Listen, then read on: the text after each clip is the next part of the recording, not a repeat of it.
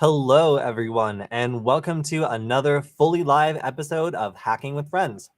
My name is Kody Kinzie. I am a security researcher at Varonis, and today I am going to be answering your questions about cybersecurity, hacking, and maybe even a tiny bit of cryptozoology, because we are going to talk a little bit about my previous host, Michael, and his exploits. So if you've been wondering what he's been up to in cryptozoology land, then we're going to go over that a little bit today. So yes, good to see everybody in the chat. Nice to see James. I think I ran into a couple of people also at the RSA conference. So we'll talk about the RSA conference a little bit, and also, just get to some of your questions as we go there. So you probably noticed that we actually did go live at the RSA conference. I didn't schedule it because I didn't really remember this, but it is first come, first serve. So if you show up to one of those little filming squares that they allow you to shoot at the RSA conference, and somebody in front of you decides that they want to take a selfie for like 20 minutes, the stream isn't happening. It's first come, first serve.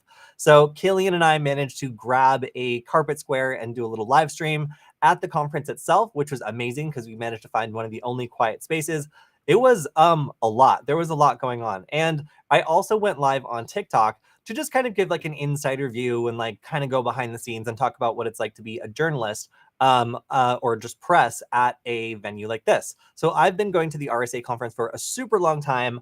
I have been pressed there for for probably like 5 years. So this year I got a brand new badge called content creator, and I covered, you can't scan me unfortunately on this, but yeah, so now this year I had a content creator badge, and it was kind of interesting. I managed to get the badge a little bit more easily. I ran into a couple of my friends, such as cybercrime author Deb Radcliffe, who gave me a signed copy of one of her books.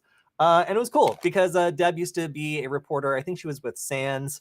And it's been really cool to come back and see like all these people that I met in the RSA press room kind of going off and doing all sorts of cool stuff. So I had a lot of fun at RSA. Let's talk about some things. Oh yeah, and my shirt. So Varonis always comes out with some good shirts, and this year it was "You can't unbreach data," which frankly, I agree with that. That is a true statement. So yeah, that maybe not as good as the "Life's a Breach," which I found to be one of the better Varonis shirts, but still a very solid Varonis shirt this year.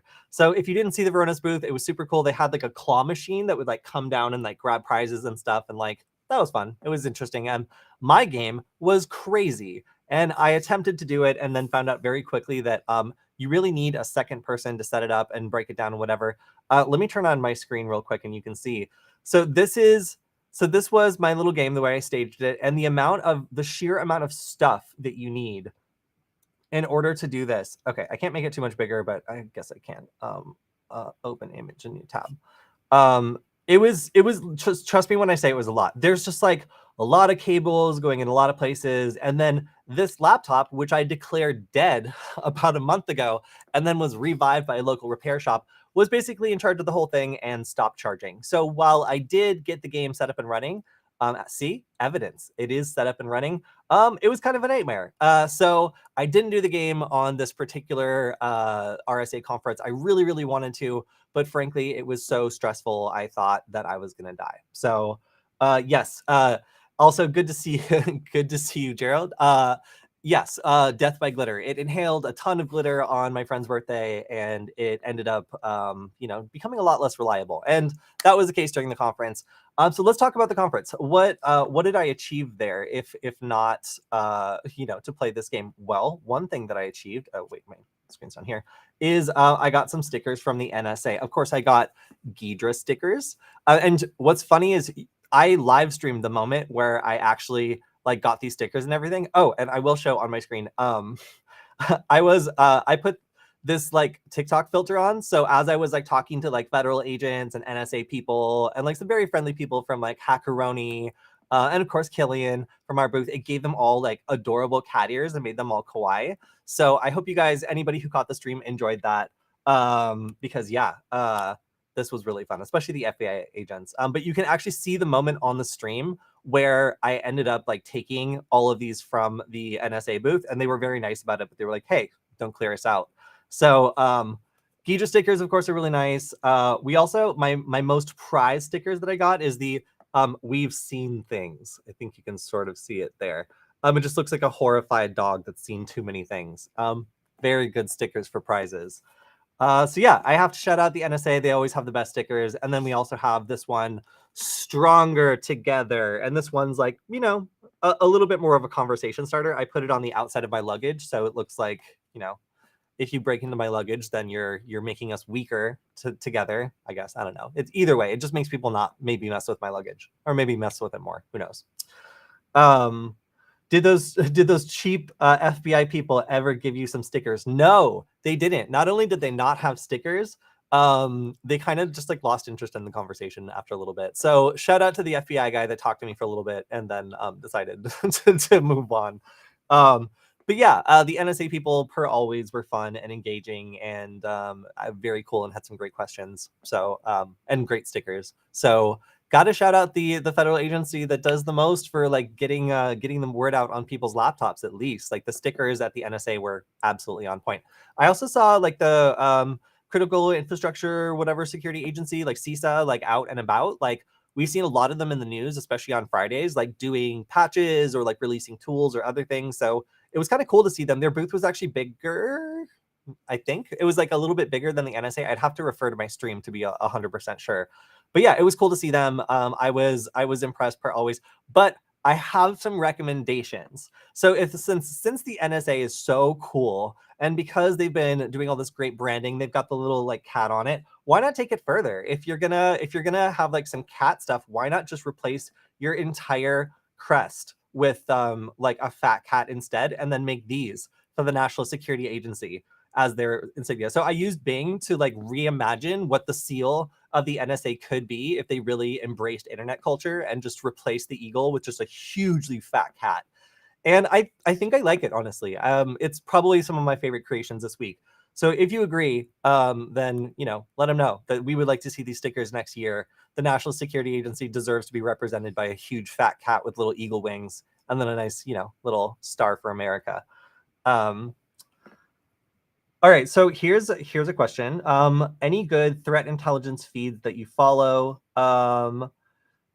Yes. So I don't follow any RSS feeds in particular.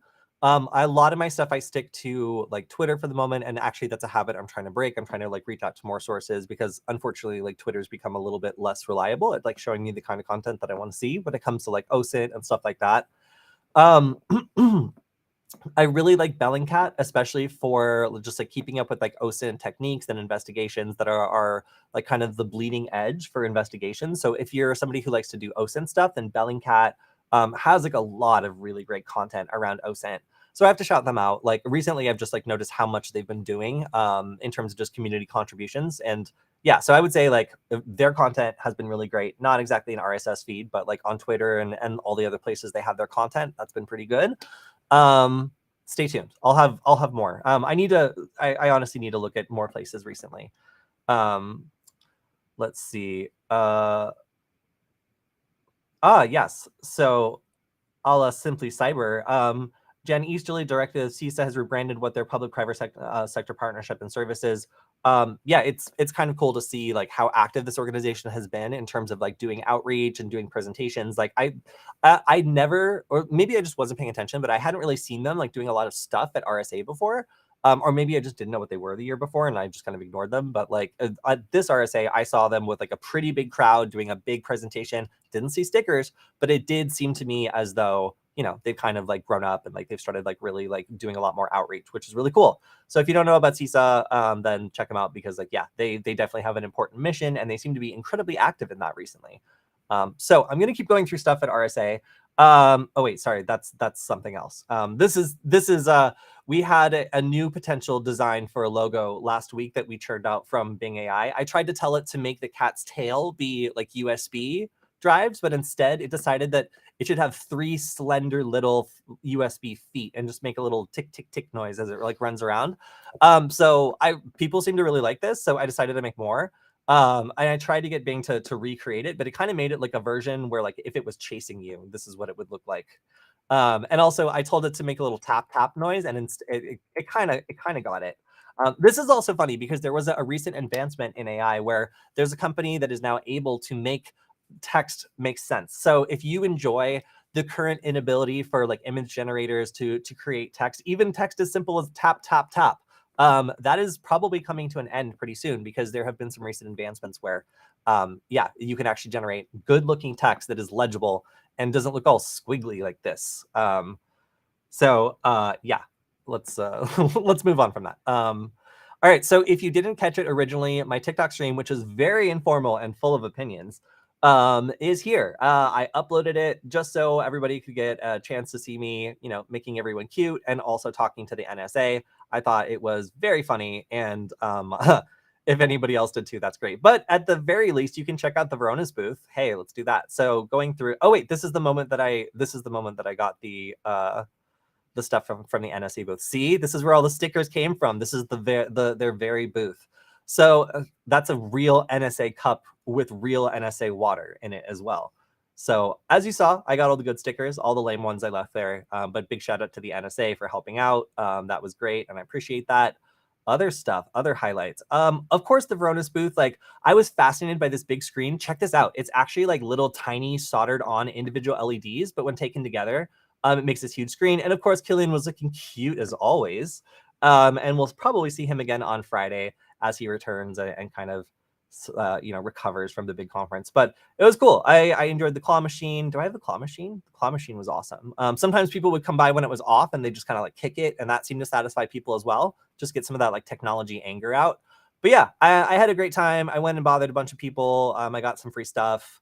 Shouted out some cool people like Canary Tokens, who make makers of stickers that absolutely destroy my green screen all the time that I do this sort of thing. So yeah, it was a lot of fun. Definitely check out the stream if you want to see what it's like behind the scenes. I think at the very beginning, I also went to somewhere that you can't go if you're just a regular person. No, not the outside of the Moscone Center. Yes, inside the Moscone Center, but more specifically past the backpacks and into the press room. So the press room is special and reserved for, look at all these press, look at all those important people doing important work. So this is like a special area for press where we get food like twice a day and like we're able to work on things and do interviews and that sort of thing. It's pretty cool. I've been there for quite some time, like I said, like 5 years or so. So getting to show you guys a little bit what it looks like behind the scenes at RSA was fun this year. And if you want to check it out, the whole stream, which was 58 minutes, was put up there. And of course, we also did a shorter stream with Killian, just kind of like doing the normal Q&A. So that was a lot of fun. Hey Adam, good for you to make it to the stream as well. I've started trying to do this more precisely at 1 p.m. the way that we were initially supposed to, or at least the way we were initially scheduled to, just because it's good to stick to the schedule. And also, hello, Professor from France. It's good to talk to you. All right, so moving on through the RSA experience. Oh, sorry. Let's talk a little bit more about Bing. So if anybody has been using Bing, you might have noticed that like it originally was using like kind of a simple version of DALL-E, but it seems to have like leveled up both in terms of blocking things and then also being like one of the better free image generators out there. I decided to use it to turn the concept of the USB nugget instead of into like a cute kind of like cuddly like tap tap tap sort of thing. Oh wait, it's there we go. Instead of making a simple little illustration, what if it's able to make more photorealistic stuff? So I decided to try to make this into like effectively like an 80s monster movie, and it did a pretty good job. Like Bing gives you, I think, 100 free image generations per day, and the black and white ones I thought were like even a little bit like scarier. But as you can see, it made some serviceable like 80s monster movie style like villains out of a cat-shaped creature description. So this one seems to just be like kind of like a big dude, like just sitting behind a computer. I'm not totally sure what's going on with that one. But this one I thought was very funny. It looks like maybe like a pet that like a Klingon would have or something like that. But I told it that it should be eating a computer or consuming a computer, and this is really the best it did. What it kind of convinced me was that like these sort of 80s monsters were like mostly done up by like hair lighting, like lots of hair lighting to like make the hair really pop. But I am starting to see Bing get more serious with their image generation stuff. It's cool to see AI popping up everywhere. And as you can see, I've done a lot of stuff with Bing's image generator in the last couple of weeks as it's kind of leveled up, although it has started banning certain terms. So you'll notice like there is now kind of a crackdown happening on these services that were rolled out very, very quickly, and Bing is no exception. Also hello back from Brazil. There's a lot of cool hacker spaces and a lot of cool hacker culture that comes out of Brazil, and I hope I can visit someday. One question, have I heard of a cactus binary attack? No, I haven't. Explain it to me or link me in the chat. I would be interested in hearing, unless it's a joke, in which case I'll have to be leery. All right, so let's talk about Bard. So has anybody in the chat had the opportunity to work with Bard versus Chat GPT? I found it to be, let's say, fickle at best. It is perhaps not the most advanced AI, and we have it today to do a little bit of poking, and we can see, you know, what its limitations are. We can see, for example, the grandma escape. So if you haven't heard of the grandma escape, this is a very famous escape where in order to get an AI to do something, you get it to have a context that makes it acceptable. So there's a famous example of this where someone says that their grandma used to work in a napalm factory and used to, you know, explain all the steps of making napalm in order to make them fall asleep at night. And they want Bard to, you know, imitate the grandma so that they can fall asleep. And it works. It does a pretty good job of escaping. So yes, it looks like Bard has actually improved a little bit. And I got an email a couple days ago that said, hey, Bard has now been updated to be able to write code. So that's one of the coolest parts of being able to use ChatGPT 4, right? Like it's able to write code, it's able to do a pretty decent job of that sort of thing. So I'm curious if it's actually good at that or if there's still issues. So I kind of want to do an experiment and see what happens if I get it to write some code. So I'm going to pull up Moo Editor. I'm going to plug in a CircuitPython board, and I'm going to see if I can just like drag and drop the code that it gives me to do something relatively simple. So over here, we've got Bard. It's our creative and helpful collaborator. All right. So wasn't this thing originally designed to like sing a little song or something? Sing a little song about yourself, Bard. See if it's good. So again, like I managed to get access to this just a little bit ago. I haven't played with it too much. Oh, okay. It doesn't seem like it rhymes. Okay. All right. I don't like this. So let's go ahead and get to the code. Do you have any suggestions? Because what I'm going to start out with is I think I'm just going to have this thing take a very simple microcontroller and blink a light on and off. That seems to me like probably the simplest thing I could do in terms of having something that's, you know, like just basic. So I'm going to erase all the code on this board, and I'm going to ask Bard, write a script for a circuit, we'll just say in CircuitPython that blinks the onboard LED of a Wemos S2 Mini. That's the type of microcontroller this is. On and off once every second. All right, so let's see what this thing can do. Write a script in CircuitPython that blinks the onboard LED of the Wemos S2 Mini board on and off once every second. Now, this is a board that I have right next to me. It is supported by CircuitPython. I know that for a fact. So this thing doesn't really have much of an excuse not to work, I guess is what I'm saying. Let's give it a try and see what happens.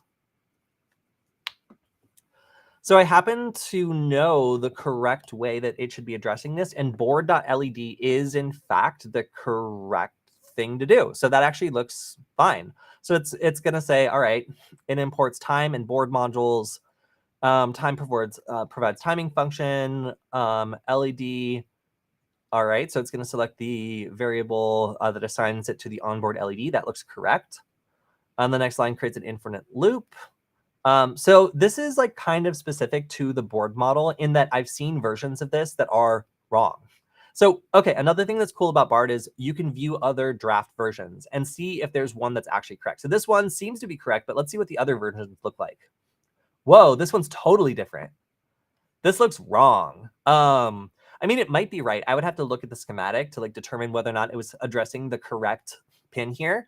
But I mean, this kind of like looks wrong. Yeah. So let's go ahead and look at the third version. This looks pretty much identical to the first version, at least to me. Let me check. Yeah, this is the same. Okay, so 2 times out of 3, it came up with the same code. And then the third time it came up with something that to me looks like not correct. Now, this is just two different ways of going about the same problem. In this version, they've specified a particular pin that hopefully the LED is actually on. And in this one, we've simply addressed in a program that's already identified where it is that we want to turn the LED on and off. So let's go ahead and take a look. I'm going to go and I'm going to drop this into CircuitPython. I'm going to save it.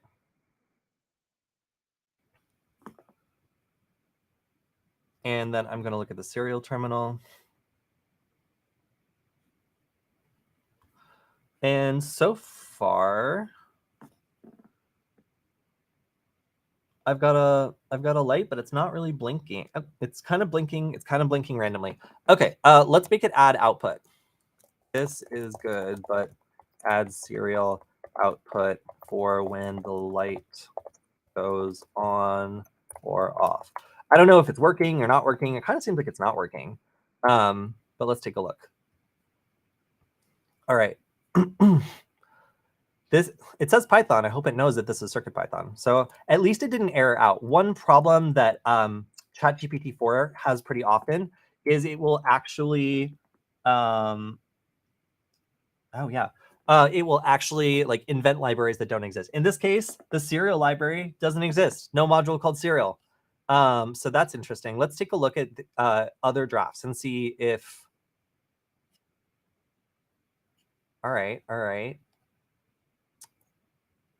This still imports serial. So it looks like all of the versions here are incorrect.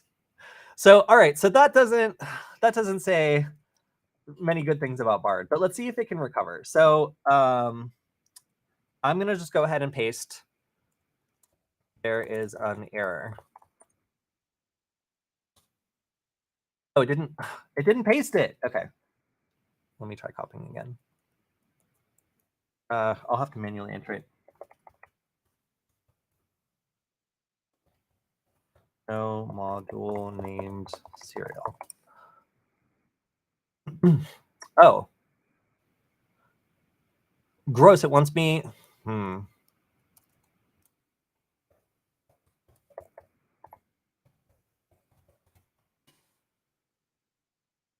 All right, so I'm like trying to give it parameters. I'm trying to say like you don't need to do that. Like, oh look, see, it's okay. So now it figured out you could just use print instead of calling serial. So that's kind of interesting to me because like it was just straight up wrong before. It was trying to call something that doesn't exist in CircuitPython, and it looks like it now is able to work. So now it says that pin has no. Now it says that pin has no attribute on. We're getting somewhere. Again, though, we're just trying to get an LED to blink on and off.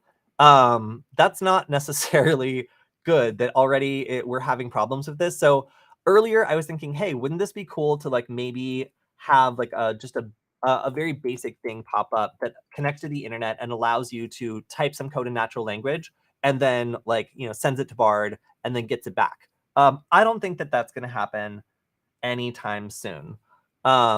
This is just wrong. So yeah, as of right now, I'm still getting an error. So with our little experiment with Bard, I can conclusively say that while it is able to correct itself and it is able to recover at least a little bit, or at the very least, like give you multiple variations. Like again, like I can go back and view other drafts, and there should be 2 other drafts here.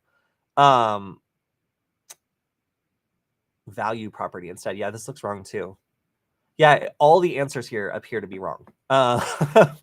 So that's interesting to me. So, all right, we've tested it live on the stream. It appears to me as though Bard is not useful for writing Python for microcontrollers, which is kind of sad, honestly. I was really kind of hoping that would work. So, yeah, I'm gonna stop trying it for now. But yes, as James definitely pointed out, demo fail was always kind of an inevitability, I feel like, when it came to Bard. So if you've tried Bard, if you figured out prompts to get it to do what you want a little bit better than this, please let me know. Because frankly, I do not find it to be the most impressive large language model. There's other ones out there that are much better at programming. And when it comes to specific things like CircuitPython, it really just has no idea. So yeah, a little bit disappointing. But yeah, let me know if you've gotten better results with Bard, because I frankly have not. Yes, and also hello, welcome to the stream. If you have any questions, by the way, go ahead and shout them out because I'm here to answer them. And yeah, we also have a couple leftover ones from from the stream I did. So when I did the TikTok stream, I was pretty like, free with talking about my personal experiences with some of these brands. So I should just say that everything I said on the stream was, just my own personal opinion. But I will say there were some funny moments, and and I will go through them. Okay, so let's go through some of the questions that were on the stream. One of them is not so much a question, but a statement. Your company is right next to LastPass. Yes. We were right next to LastPass. So LastPass was in the news a lot because obviously they had a developer who ended up having like an entertainment software that was breached on their computer. It gave the attacker access to the entire production environment. They managed to export all the backups, all the secret keys, like all the stuff that you would want to make sure were not stolen. Ended up getting stolen, and that was really big news because obviously they are a service that provides security. So like when they are breached, that's a big deal. Yeah, and we were right next to them. I didn't really know what to say, especially because like I myself on the show have talked about the LastPass breach, how it happened, and the impact of it like so many times. It kind of felt like maybe I should just let them deal with it on their own terms. So yes, it was funny, and I did not say anything to them. I just tried to make it not any worse for them. All right. Oh, here's another question from the chat. Didn't make it to RSA this year. That's okay. It was fine. I'm thinking of attending Black Hat. Will you be attending? I'd like to personally thank you for all that I've learned from you. Hey, first of all, you're welcome. I remember back when I started doing tutorials at Nullbyte, and I really wanted to make YouTube videos, and I kept getting told no. I'm really glad that I did it anyway, because a lot of people have told me that it ended up being the easier way for them to learn, and I'm looking forward to creating more content soon. So check out the Retia channel, RETIA, where this is also streaming live. So if you're on that channel already, then hello. Where I'm going to be putting some more content. And as I've mentioned a couple times, I'm not going to be putting any more content on Nullbyte. They've been bought by like kind of like a weird company. Don't know how that's going to go. And then Hack5 is on hiatus, at least for now as well. So Redia is going to be where more of that content is. As for your question about Black Hat, yes, I am planning on attending Black Hat. I have some pretty ambitious plans for what I would like to do at Black Hat. I kind of want to do like a fun like badge game or something like that, but it's going to take some time and investment. So we'll see if I can get that to happen before that timeline comes up. So yeah, I would I would definitely want to say hello at Black Hat and hopefully have some like fun games that people can play while they're there. Thinking of kind of like a laser tag style game with badges that would be a lot of fun to do, and it should also be pretty cheap. So I'm gonna see if I can get somebody interested in producing that. Okay. So another thing, why do I hate SpyCloud? Hate is a really strong word. I might have actually said that on the stream. I didn't mean it. Or at least like I don't really hate any company in particular. I do think that when you're providing data to law enforcement, you really need to be snobby about like the quality of the data. And I think that maybe, I'm just a little bit more of a snob about like data quality than this particular company. The reason being, like, there's a lot of companies that will go out on the darknet and either buy or steal or however acquire data and then sell it back to like law enforcement and other people. And there might be no good valid reason for like law enforcement to have access to like breach data, but they can still use it in investigations. So for example, if your passwords were breached and are being traded on the dark web, then this is a company that would propose to like buy those passwords from cyber criminals and then sell them back to law enforcement so that they could do an investigation on you, pivoting off of things like your breached passwords and stuff like that. Not only do I kind of find that to be like kind of a sketchy way around needing like probable cause to investigate someone, it also just strikes me as like potentially inaccurate information that's sourced through a way that like is not even legal in most countries. We don't have those sorts of data privacy laws in the United States, so like they're free to do what they want. But it's just a reminder every time I see them that as an investigator and as somebody who trains investigators, I just have a little bit of beef, I guess, with like low quality data sources that are unverifiable being used in investigations that sometimes might not have like probable cause. So that again, just my personal opinion. I've attended a couple webinars from this company, and I just think that like you should be really careful when providing data in an investigation because it affects real people's lives. And that's the extent of it. So no, I don't hate them. I just don't like data that comes from unverifiable sources, and I think that's a pretty uncontroversial opinion. Yes. Yeah. So definitely check out the Black Hat conference if you want to see me at a conference. I'm typically wearing an incredibly bright colored mask. It's actually great for me being able to tell whether or not I've been on the news because I can just check to see if there's a super bright orange or like pink mask. Recently, I've settled on pink masks because if I'm gonna wear a mask, it might as be one that upsets people too.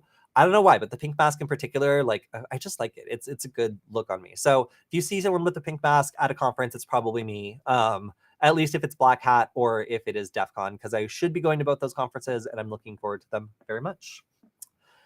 Yeah, so those were the comments from from this. The other one was just yes, heal yes. And I had to go to this time code to figure out what was going on. What do you guys think it is, huh? Is it their favorite vendor booth? Is it Veronis, perhaps? No, of course not. It is the Fox. So every time I go to this conference, I see the Fox. The Fox is a hugger. The Fox gets a little bit sweaty sometimes, and that's okay. It's just hot down there. So I didn't go in for a hug with the Fox this year. Call me a coward. It was just so hot. That's my excuse. It was just very, very hot. But it's good to see. It's good to see all types of people represented at these conferences. And seeing the fursuit down there in the hot, sweaty mix of people, I was just like, you go. That's great. Good for you. I also got to walk around a little bit with the cat badge that Angelina Tisobi made. So let me show it here. This is the color tuner badge that we designed. And the idea is that you can kind of turn the knobs on it and end up making the badge kind of whatever color you want for the eyes. I've had the batteries in this for about a week now. And at this point, there's a breakover point between green and red where you can see the different voltages that each LED take cause it to shift over rather abruptly. But it does let me know that the badge has about a week long of battery life and that lots of people loved it. A lot of people asked about it and enjoyed the design. So that's kind of why I'm motivated to try some of these hardware based design for future conference games. As much as I love doing my super complicated conference game, I didn't. It was a nightmare. It was really complicated. So making some of these conference games that could just be done by badges or something like that kind of seems like a lot of fun, and I'm going to be pushing for it in the future. All right. Do I have a page for each video that has the links that I talk about in each video? Not yet, but I should, right? So, and I'm thinking about one of the easiest ways of doing that could just be Discord and shouting out the links there when I do it. We've been talking about Discord for a while, and guess what? I created a Discord server, but you can't join it yet because we're still prototyping exactly the way we want it. But I have listened. The Discord server is created. I'm looking at it right now. So hopefully in the next week or two, I will open it up and we'll have a place where we can all discuss these things, share links, and otherwise kind of get together with the community. So I've been wanting to do this for a while. I just needed to reach out to some people and make sure that I was making it in a way that's useful. Because raise your hand if you've been a part of a Discord community that's stagnated and ended up dying because it was poorly designed or poorly maintained. Yes. Most of the Discord communities that I've joined have unfortunately fallen into this category. So I spent a little bit of time looking at some of my favorite Discord communities and trying to learn from them. The Adafruit Discord community is really, really great. I like them a lot. They're great to get in touch with. They answer questions for beginners, and there's a good community there. So learning a little bit from successful Discord servers before jumping into making my own was kind of part of the process here. So look forward to that. And I should be able to, just try to make it a little bit easier for you guys to find the links that I'm talking about, because I try to add them to the description, but frankly, sometimes I forget. Hey, cool. And it looks like I will not be the only one at Black Hat. Pop-up live stream sounds fun. So I've been learning more and more about doing these pop-up live streams, and frankly, my gear was not quite up to snuff. So originally I had a tripod and a Blackmagic cinema camera and all this other stuff. And usually we would use that for shooting interviews and stuff like that. It is not actually good for doing the kind of live streaming that I was trying to do, where we literally have 2 tables and I'm traveling by myself. So, our good friend Blair over at Veronis kind of like hooked me up with a prototype system that I think I'm gonna get for future live streams. That's like a Sony camera that's super small. It's like this weird like tensioning arm that clamps onto tables, a good little sound system, and like overall, like I was really impressed and happy with the way we were able to put together the little like, you know, ad hoc live stream that we did at RSA. So definitely look forward to doing some more of those, especially with other content creators that I happen to see there, because aside from the fact that like getting the carpet spaces was like very difficult because people wanted to take selfies on them, it was a pretty smooth experience and I enjoyed it. And getting to like kind of take people over to the side of the conference and just talk to them for a couple minutes, like it's fun because I'm having those conversations constantly with like interesting people, and I want to definitely share them as much as possible with everyone else. um Okay, so this question is not weird at all. Is Metasploit garbage in real life non-CTF pen testing? No, Metasploit is not garbage. It just kind of requires some background information in order to use it effectively. So if you haven't used Metasploit before, it's like pretty systematic in the way that it allows you to like identify a target and then throw the kitchen sink at it. Or you can be more careful with scanning and kind of go like a low and slow approach and be able to like identify and then attack different systems. It's a great way of being able to kind of remember the way that you need to approach each attack and do it in like a methodical, like testing like way. I would say Metasploit is really good for pen testing and for other sorts of things where like you do need or want a framework, and you want to be able to knock out all the really easy stuff. So really like the community support of Metasploit, like how many great projects are added to it, like how quickly they're able to add like 0-day vulnerabilities so you can test for them. Like those are all benefits I would say from Metasploit. And you know, I like Rapid7, like I think they're a good project. Like, so yeah, I would say that Metasploit is good and I like them. So no, they are not garbage. And that was not a weird question. You're gonna have to try harder. I've gotten a lot weirder questions on the stream, you guys. So feel free to to chime in with more. Yeah, and it's good to see. Yeah, it's good to see that some other people appreciated my Bing creations. Again, I've just been trying to see like what like weirder and weirder things Bing is capable of or like still hasn't locked down. So if you haven't tried it out, the Bing image creator has been one of my favorite pastimes. I was doing it on the plane the entire way back from RSA, so it was a lot of fun. Yes, and also Simply Cyber has some opinions about Metasploit. Yes. So if you're working with like teams and stuff, then there's other stuff. I know that Cobalt Strike is also very popular amongst both like, you know, legitimate red teamers and then like, you know, crypto gangs or whatever. So that is definitely an option out there if you are looking for more advanced things. But yeah, I hear about those most of the time in the news. Although I hear more about like Cobalt Strike than I hear about Meterpreter lately. And that's kind of an interesting shift because I used to hear about Meterpreter, I feel like a lot more just being used for like rogue stuff and like, you know, like getting like detected inside someone's network or something like that. What about BYOB? I don't know if that's a specific tool or you're just talking about like living off the land style stuff. Frankly, like, okay, so if I was to assume you meant like living off the land style stuff, that means just like when you break into a computer using the existing things like PowerShell or other stuff that will be available to the user to be able to attack without having to pull down like sketchy binaries or stuff. Basically like using the onboard tool administration tools of a computer in a malicious fashion. And that's always the best way to do it. Like a lot of the time, like the people who really know like Mac OS, like on a deep level, are the most dangerous when they break into a Mac OS system because they don't need to pull down anything else in order to attack it. If I'm misinterpreting your question, please feel free to chime in. But if you're able to bring your own stuff, if you're able to like bring your own, oh, see you later, Simply Cyber. If you are able to bring, you know, just like your own tools that don't set off alarms, that's great. But a lot of the time, like if you can like work just within the system and do that, like that's going to be better than anything else you could bring. It's really just the regularity and the fact that you can attack so many different types of targets that make like Metasploit and that sort of thing like so useful. It gives beginners and people who do this all day like a framework to work within that's very methodical, works the same pretty much all the time, and like really does go through most of the things you would want to tick off in an engagement, which I think is cool. Yeah, so Black Hills has a lot of really excellent stuff. Some of my writers from Nullbyte actually went to Black Hills after Nullbyte kind of like shut down their operations. So I definitely vouch for them, and they have apparently some interesting stuff on living off the land, which is still, in my opinion, one of the coolest things that you can learn about cybersecurity. Learning about living off the land when it comes to Linux, macOS, and Windows will get you like pretty far when it comes to knowing how to automate things, knowing how to create backdoors, and doing all sorts of like sketchy things that typically, you might need to download some like malware for. But that's an opportunity to get caught. And all the really good people I know, like know enough about the internal scheduling and other administrative features of these operating systems to do things that way instead of relying on bringing their own malware and potentially getting caught. Because, Meterpreter gets you caught. Cobalt Strike beacons can get you caught depending on how you deploy them. So, yes. And of course, like shout out to Simply Cyber. Make sure to check out his stream. He also does a great new stream, and he's encouraged me to do more of these live streams.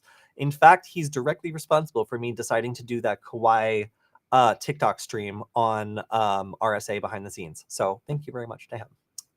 All right, so we're kind of coming up on our time. If anyone has any more questions, feel free to shout out in the chat. But we're going to be going over the news on Friday, and there is a lot of news to go over. So some of the stuff I've been looking at has been related to like some online privacy bills. Oh, and I forgot to mention Michael. So, all right, I said at the very beginning that we'd touch up on how Michael's been doing. So Michael has his first certification, the Microsoft Certified Security Compliance and Identity Fundamentals. Got any questions about any of those words? You can now refer them to Michael. So one of the big things is people often ask us like what sorts of certifications you need or like what sorts of certifications we have. And up until now, the answer has been I don't have any certifications, and neither did Michael. But he went ahead and got this recently in preparation for his new job, where I think it's something like he's like a virtual CISO or something like that. I don't know what. I need to get more information. But congratulations to Michael.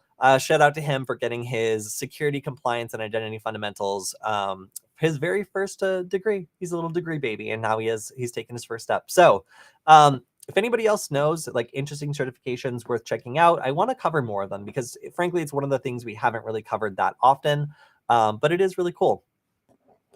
All right, so another thing that came out this week is the S3 Mini. So I have a lot of experience working with microcontrollers, and there's a lot of cool ones that have come out. There's the D1 Mini. The D1 Mini is very famous amongst like hackers.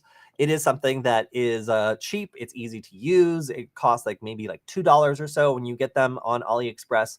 And there's been multiple iterations. This is the most recent one. It has a little I2C port here.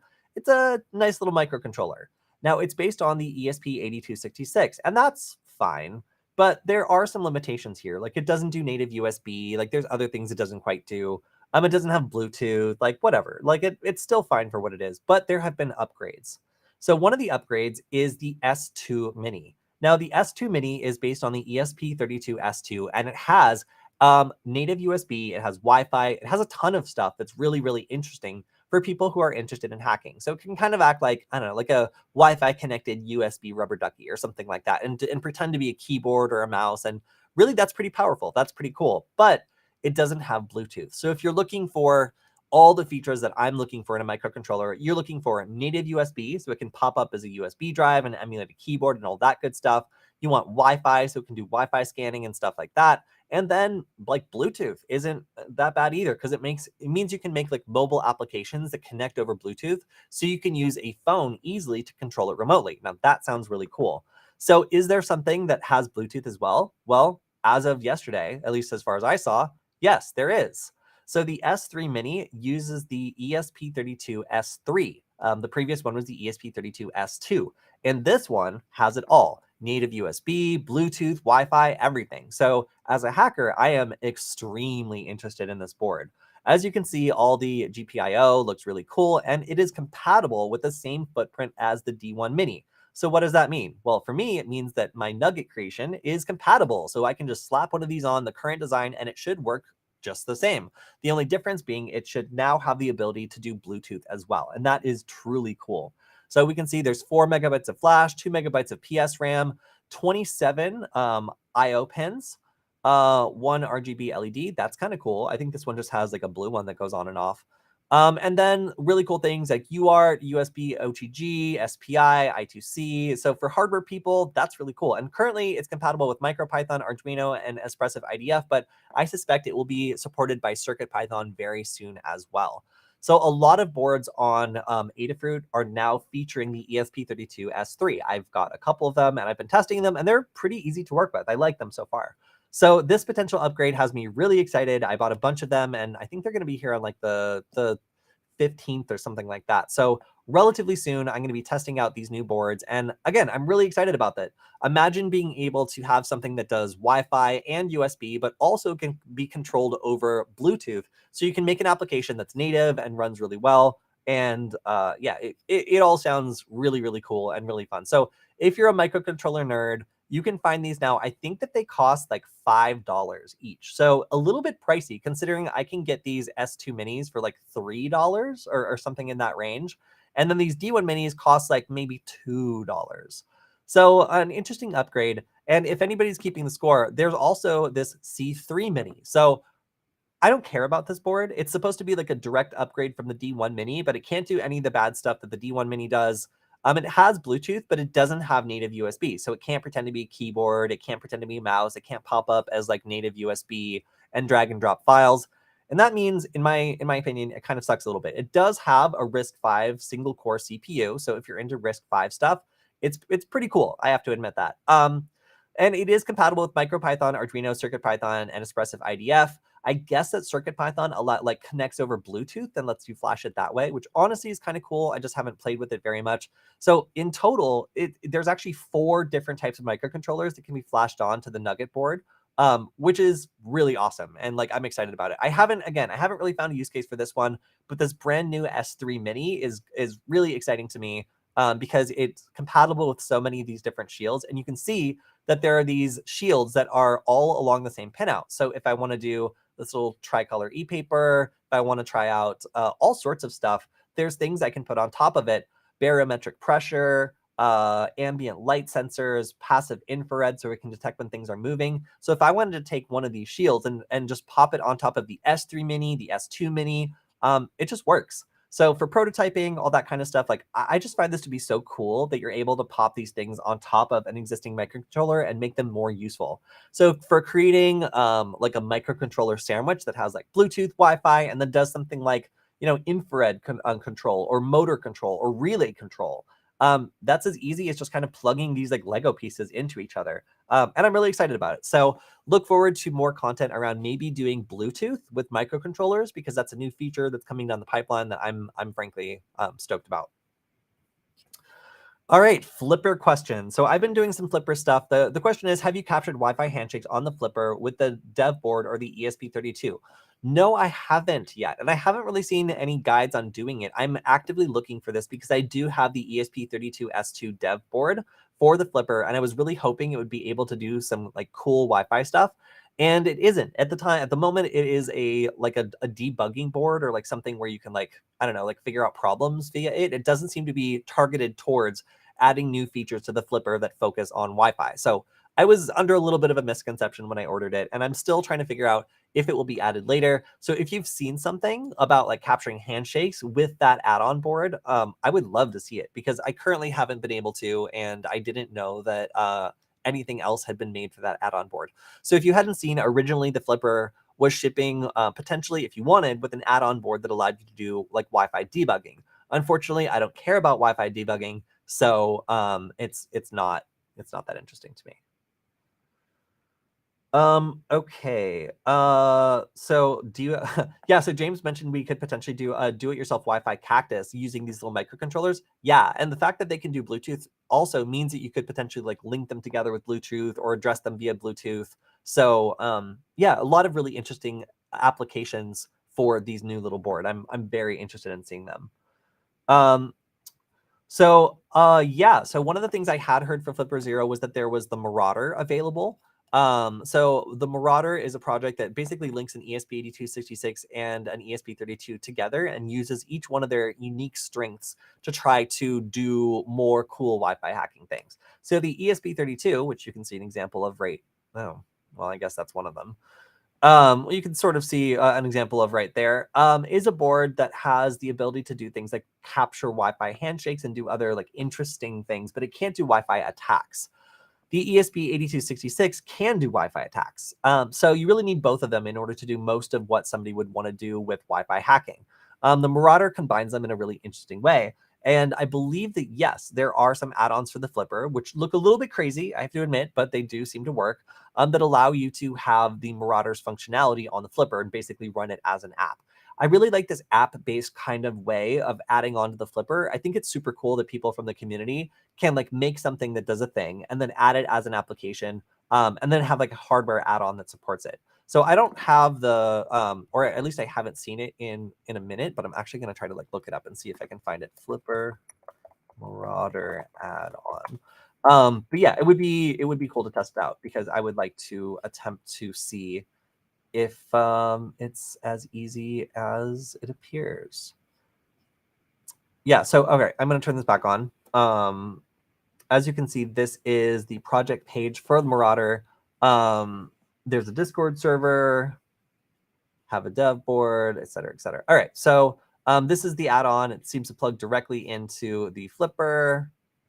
And then we've got some video about it there. So, okay, it looks like it could possibly work.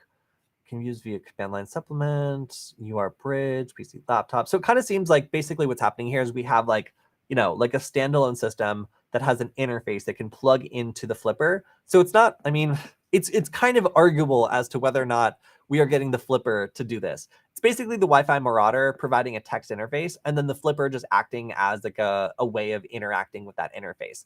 Now the Flipper does have like buttons and a screen, so that is a step up, from the, I guess, this little like bundle of Wi-Fi hacking joy right here that just has leads coming out. So I guess the idea here is like, you plug this in and then like it runs everything and just kind of uses the Flipper as a transparent bridge and like an input output. So that's pretty cool. I think it's useful. Again, like it seems as though the level of integration is more like, this thing runs by itself and just provides information to the Flipper, and you can use the Flipper as like a text input and output.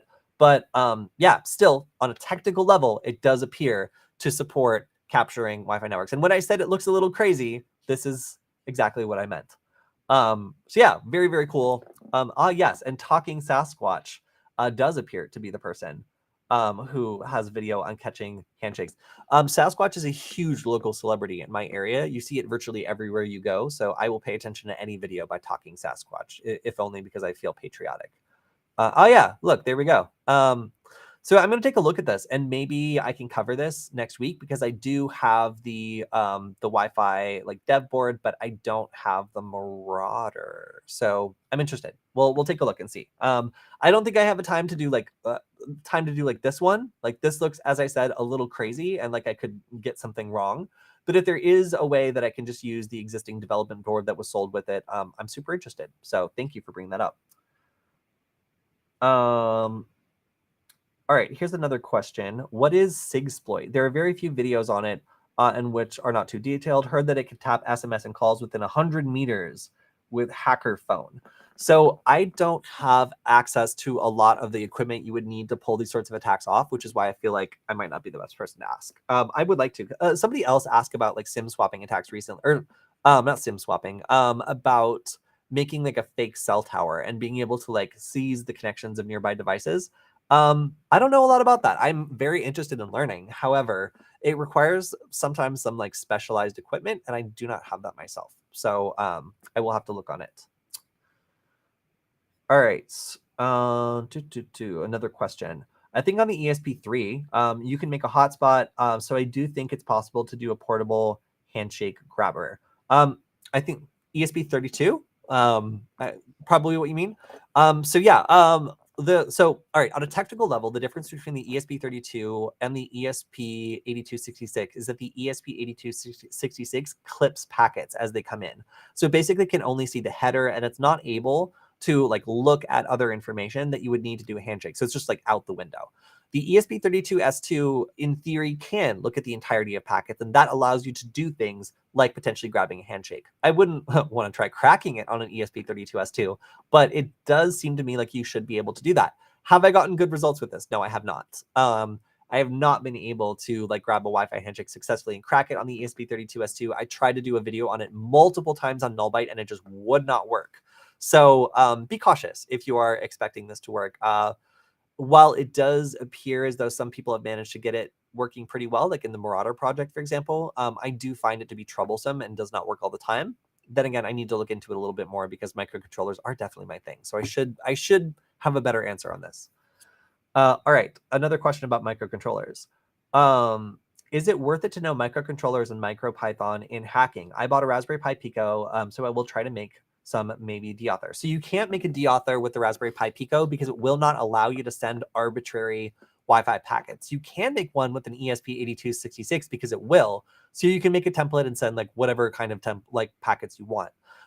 With the Raspberry Pi Pico, especially if it's the Pico W, which has Wi-Fi, one of the things you can do is make an evil keyboard. And I know that I think Dave was making a Pico Ducky that allows you to use the Raspberry Pi Pico like right off the shelf, like as a USB rubber ducky effectively, which I think is super, super cool. I also know that CircuitPython has a like a rubber or like a ducky script style library that you can just like import and use for HID attacks. So that's really cool that the CircuitPython family has like a lot of resources already out there for using something like a Raspberry Pi Pico and turning it into like a cool security tool. So yeah, you could like make like something that changes tabs whenever it like detects like a Wi-Fi device coming up close to you, or like all sorts of other sneaky and cool things. Really, really awesome. So Surge is piping up for the need for a 5 gigahertz ESP32 style chip. Yes. So what is the primary limitation of most of these microcontrollers? Well, they're IoT devices that are designed to work on the 2.4 gigahertz Wi-Fi spectrum, which means if you have a target and it switches over to 5 gigahertz, it's gone. You can't contact it anymore. It's outside the frequency that the chip supports. And that is coming to an end. So there is a microcontroller that Espressif is putting out that supports 5 gigahertz. However, it's not really available right now. So as it actually comes to fruition, as you can actually order it, I will buy one and test it out and let you guys know how it works. But yeah, if you were able to get a cheap 5 gigahertz and 2.4 gigahertz microcontroller, I feel like you would be able to get a lot more interesting Wi-Fi reconnaissance. If you were doing like wiggle Wi-Fi stuff, I think that you would be able to get a lot more results. Frankly, I'm really excited about it too. So yes, I agree. This needs to be a thing. And while it is technically available, I have not been able to order one, and it's been several months since I've checked, so I'll probably go back and check again. But it is on the horizon, so that's pretty cool. But no, it's not already selling. It's just in sample status, and like the SDK for it is like a mess and like, you know, typical like Espressif release stuff. But still really cool that finally someone has heard us, and a 5 gigahertz version is out there lurking, ready to eventually be used to do all sorts of fun hacker stuff. All right, so that is 1 minute over our time. I want to thank everybody who was on our stream today. In particular, of course, James, it's good to see you as always. And we missed Sam today, but we have a lot of regulars on the stream who hopefully I can invite onto our new Discord server, which I said is currently in testing, but based on your guys' feedback, I wanted to make sure and make some more community stuff around all the content I share, because there's a lot of stuff I talk about and I don't always get to share the links right away. And it seems like maybe that might be the best way to do it. So if you have any other questions that didn't get answered, make sure to leave them on the YouTube channel and I will answer them next week. Also, we're going to be covering a bunch of cybersecurity news on Friday, with my co-host Killian, as we are both back from the RSA conference. So stay tuned. There's a lot of stuff out there, a lot of like weird laws that are trying to be passed that could potentially put private conversations at risk. A lot of like kind of like cryptography focused things, not cryptozoology, cryptography focused things. And then also some new standards around Bluetooth tracking that are coming out that might potentially make it more difficult for people to stalk you over Bluetooth. All this is going to be really interesting, so we'll see you on Friday. And of course, this week, got to give a big shout out to Veronis, who not only gave me this sick hat and excellent shirt, but also is the sponsor of the stream. This week, they are going to be doing the State of Cybercrime, and it's going to be a really good one. So make sure to head on over to the Veronis.com website and channel to check out the State of Cybercrime this week, because I believe it's happening on May 5th. So we've still got 2 days until it happens. Yeah, and it's going to be a really, really great recap of all the cybersecurity news this month, and kind of what Varonis, as somebody who, has their ear to the ground, does a lot of incident response, is seeing in terms of cybersecurity threat trends. All right. Thank you, everyone, again, and we will see you next week. Bye, everyone.